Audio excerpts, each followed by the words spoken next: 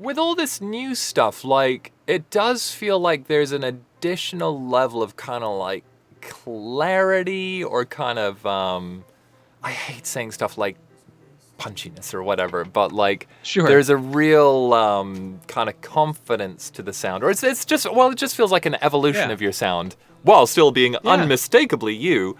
But was there anything that happened in the process of making like this new batch of songs, or Hollow in particular, that was different? Yeah, well, I'm really happy to hear you say that, because that was, it's like, I really did I wanted to up the ante on I guess mostly on the drum sounds, where it's like, I did want the drums to have a lot of punch and oomph, but I didn't want them to be like indie sounding drums. I didn't want them to be like pop sounding drums, but I wanted them to have a lot of impact. So I don't know if this is sacrilege in your world, but I used a lot of splice samples. Not sacrilege at all, man. Okay, okay.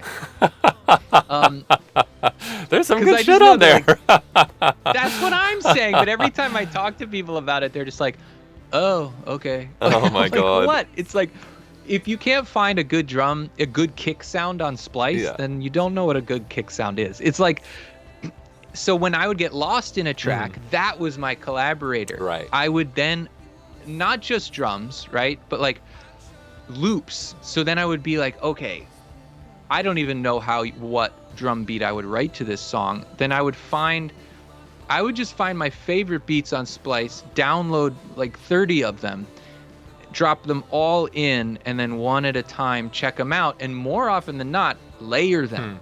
So it's like a lot of weird polyrhythms happening, different genres, and then I got what I think are some very atypical, for me at least, beats in there, and unintentional, which I think is the most important thing. But the sound, if I ever needed like more fidelity on the kick or the snare, you just look up punchy, right? Yeah, and there it is. Yeah, the Brits say does what it says on the tin.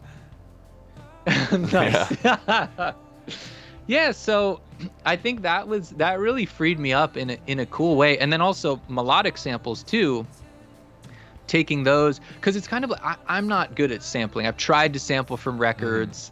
It's too intense for me, almost emotionally. Like, I'm just like, I get the sample and I'm like, ooh, this feels so good, but I can't order it. I can't bring it into the control space, where it's just like, now I want to change chords, but I'm stuck.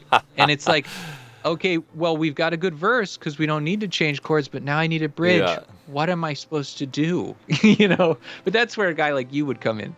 It's like, hey, you did a good verse, man. Good for you. Yeah. I'll handle the bridge. But with the samples on Splice, it's like you just type in the key that you're in, and then, or not, and then you pitch it down yourself. But you can type in major or minor, and like you can find really interesting atmospherics too, which is like, that's one thing too, is like, I've got my noise filter, I've got my weird cello, I've got my guitar, my pedals. I want something new. And it's like, okay, I'll go find this, what I don't even know what it is. It's like, sounds like maybe people talking into like a deviant reverb or something. It's just like, and you layer that with a bunch of other weird stuff, ride it, and like put your own verb on it. So that's a lot. There's a lot of that on the record, and a lot on Hollow.